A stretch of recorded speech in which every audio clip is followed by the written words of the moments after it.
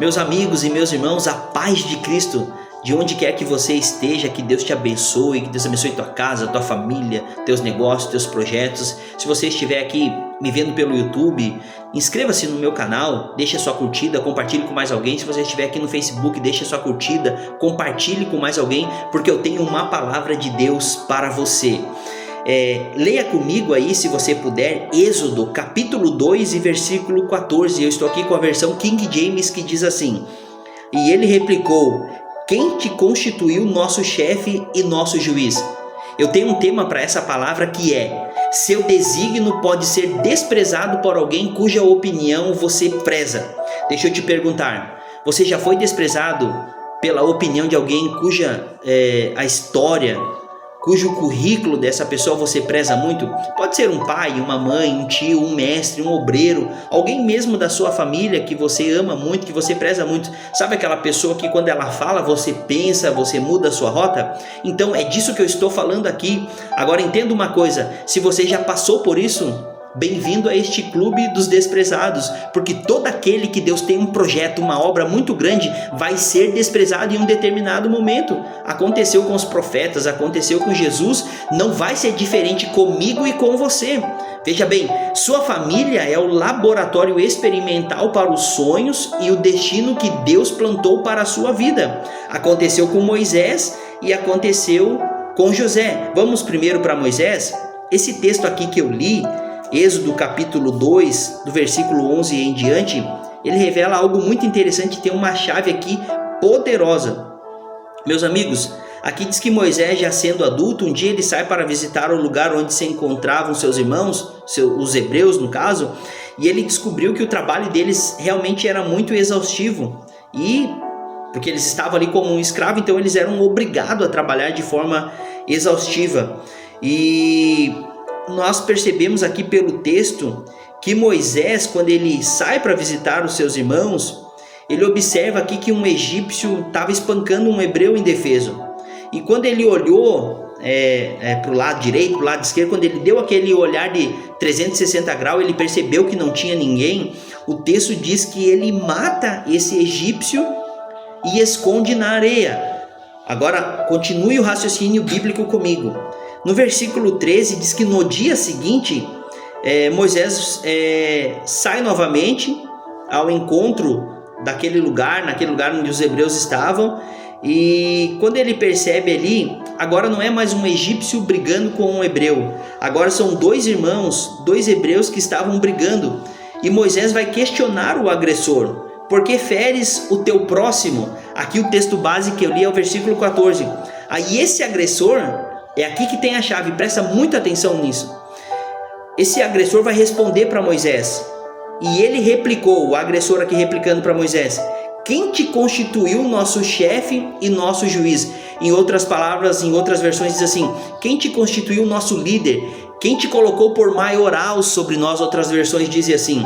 Agora veja bem, esse texto aqui tem uma ironia muito grande, porque depois daqui Moisés vai fugir, vai ficar 40 anos no deserto.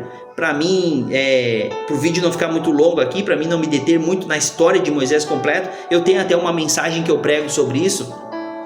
Mas eu quero dar uma chave aqui para que você compreenda que as pessoas muitas vezes que ironizam você, que zombam de você, elas entregam chaves do seu destino. Você sabia disso? Sim, aqui este agressor ele entrega uma chave preciosa para Moisés. Porque ele está dizendo assim, ó, quem te colocou sobre nós? Quem te colocou como libertador sobre nós, sobre juiz sobre nós? Agora observe, o que ele estava falando era uma chave, porque era exatamente isso que Moisés seria para o povo. Moisés seria um libertador para o povo. Só que o que Moisés não entendia é que os cativos nem sempre reconhecem o seu libertador. Você sabia disso?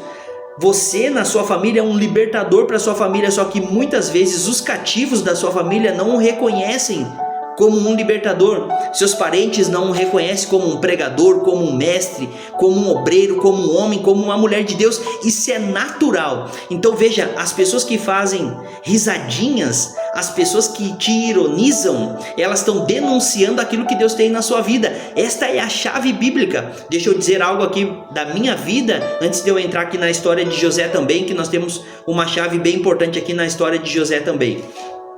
Meus irmãos, quando eu comecei a estudar teologia, era muito interessante que eu me dedicava muito, estudava muito, e algumas pessoas começaram a achar que eu estava ficando até meio orgulhoso, soberbo, porque agora tudo que eu falava era academicamente.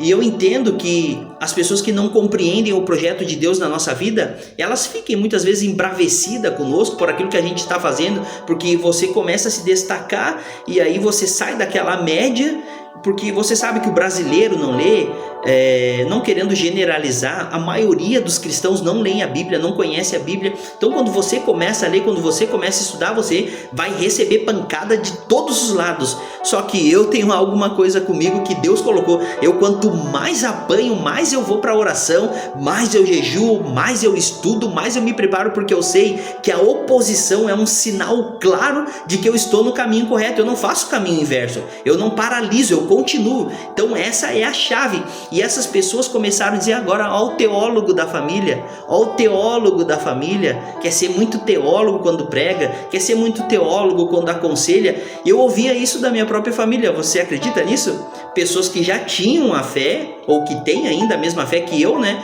Que deveriam ficar felizes por aquilo que Deus estava fazendo na minha vida. Mas eles não faziam isso para me desmerecer. Eles estavam apenas apontando o meu destino sem saberem. Porque Deus usa pessoas próximas a nós para mostrar aquilo que Ele quer fazer em nossa vida.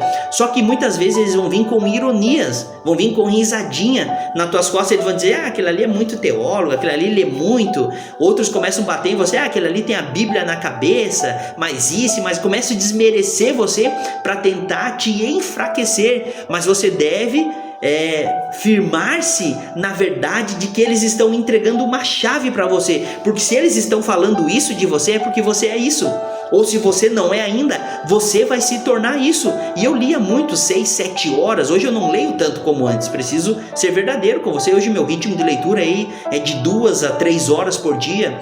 Não consigo colocar esse ritmo todo dia, mas às vezes é 1h30, 2 horas. Mas eu já tive momentos de ler 7, 8 horas a fio. E hoje isso me dá esse respaldo para mim poder ler, para mim poder estudar, porque fica muito mais claro para ti, fica amplo dentro de você o conhecimento e você não esquece tudo aquilo que você leu, que você estudou. Mas eles falavam, ó, o teólogo quer ser muito teólogo, quer ser muito isso, e de fato que eu me tornei um teólogo. Graças a Deus tenho o respeito de muitas pessoas, algumas pessoas não gostam, mas isso é natural. Então Moisés aqui, quando ele vai separar a briga dos dois irmãos, um ironiza ele. Quem te colocou por juiz sobre nós?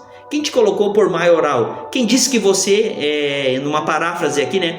Quem disse que você agora é o nosso libertador? Você não é juiz de nada. E aí Moisés, aí depois o texto ali continua e ele vai acusar Moisés, porque Moisés havia matado um egípcio. Ele fala, vai querer me matar também, assim como você matou o egípcio, e ele foge daquele lugar. Meus amigos, isso acontece, então isso é uma chave. Talvez você está aí pastoreando uma igreja, talvez você está fazendo alguma coisa na obra de Deus e está dizendo, quer ser o pastor da família, quer ser o missionário, aí prega, vai levar o evangelho, quer ser o missionário, quer ser isso, quer ser aquilo, quer ser o doutor da família, quer ser a enfermeira da família, quer ser o médico da família. Ei, eles estão entregando uma chave, é isso mesmo que você vai ser, apenas continue, olhe para Jesus, que é o autor e consumador da nossa fé. Agora olha só, a outra verdade bíblica é quando José, ele vai ter os sonhos, ele vai contar para os seus irmãos. Vocês lembram dessa história? Gênesis capítulo 37 ali vai falar sobre os sonhos de José. José teve 2 sonhos, e dentro desses 2 sonhos Deus vai mostrar o que José seria no futuro.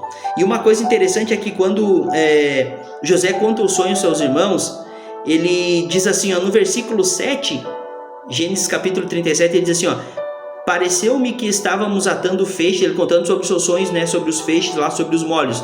E ele diz assim, ó: pareceu-me que estávamos atando feixe nos campos, e eis que o meu feixe se levantou e ficou em pé. José contando: e vossos feixes o rodearam e se prostraram diante do meu feixe. Aqui é José contando os sonhos para os seus irmãos.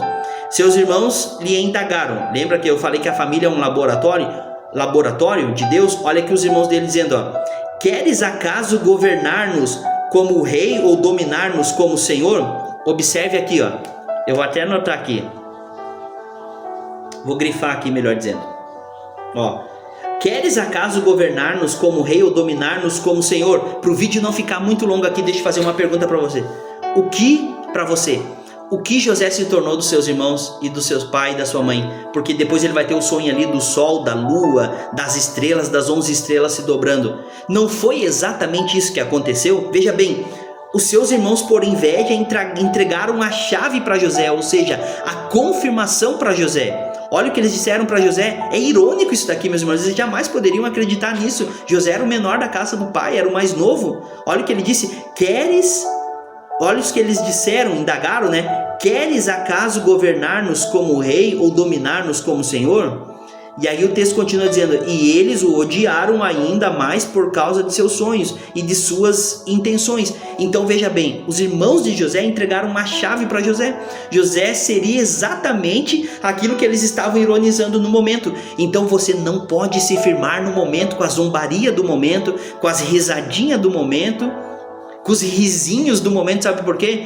Porque é exatamente isso que Deus permite que eu e você enxergue. Pessoas próximas a nós, que têm o nosso sobrenome, que estão na mesma igreja, que nos ignoram e que ficam fazendo piadinhas quando você não está presente. Olha, quer ser o teólogo da igreja, quer ser o mestre da igreja, quer ser o pastor da igreja, quer ser o missionário, quer ser o maioral. Eles estão entregando chaves para você, você só precisa acreditar.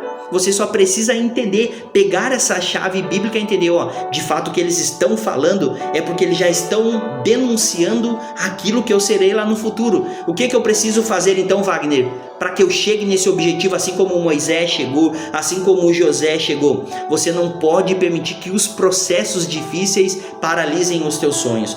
Você precisa criar uma imagem mental daquilo que Deus já falou que você seria. Você vai ser aquilo que Deus disse que você vai ser. Apenas não atropele os processos. Que Deus te abençoe. Até o próximo vídeo, querendo Deus, eu quero orar por você. Pai, em nome de Jesus, obrigado, Senhor, por esta palavra maravilhosa que subiu ao meu coração. Abençoa, Senhor, o teu filho, a tua filha. Eu não sei por onde ele vai estar me vendo ou me ouvindo, mas dá vitória ao teu filho, dá vitória à tua filha, fortaleça ele neste dia, Senhor. Ajude ele a continuar firme, capacita ela a ser constante, abundante na tua obra. E assim como o Senhor cumpriu a promessa na vida de José, e assim como o Senhor cumpriu a promessa na vida de Moisés, cumpre a promessa na vida do teu filho, na vida da tua filha, no nome de Jesus. Deixa eu te perguntar, você está preparado para ser odiado pelos seus irmãos? Você está preparado para enfrentar as ironias da vida? Se você está preparado, você vai chegar onde Deus diz que você vai chegar. Apenas não desista, porque grande é a obra na tua vida. Eu me lembro, às vezes eu estou rindo, às vezes eu estou pensando e eu começo a rir sozinho. Dizer que meus próprios familiares riam de mim, dizer que meus próprios familiares davam risada da minha cara, ironizavam nas minhas costas. Eu nunca fiquei bravo com eles, nunca, porque eu sabia que eles não entendiam, né? Alguns agora compreendem um pouco mais, mas olha que interessante, passando por tudo isso, eu me tornei o que eles ironizavam no começo. É eu que estou sempre ali para dar um conselho, uma direção bíblica, sou eu que estou ali para repreender, para orientar e combater todas as heresias que surgem por aí. E se não tivesse alguém na família preparado assim? Você consegue perceber isso? E aí eles me consultam. Olha que interessante, né? Eles me consultam e eu, como um bom professor, alguém que estuda a Bíblia constantemente, porque eu continuo estudando, porque conforme diz um teólogo que eu gosto muito, o Dr. Sproul, ele diz assim, ó, quanto mais aprendemos, mais percebemos que pouco sabemos. Então, quanto mais você lê, mais você estuda, mais você se prepara, mais você tem noção da sua ignorância. E é isso que a gente que lê, que se dedica, é isso que a gente tem dentro da gente. A gente vai lendo, e a gente percebe que não sabe nada e a gente quer buscar mais. Então você começa a cavocar. E ainda hoje, fazendo o meu devocional, buscando a Deus, eu estava pensando como é bom servir a Deus, porque não tem um teto de crescimento. Você pode avançar cada vez mais. Então eu quero dizer para você, eu não sei a fase que você está vivendo hoje, mas avance, continue, tem muito mais para você. Deus te abençoe.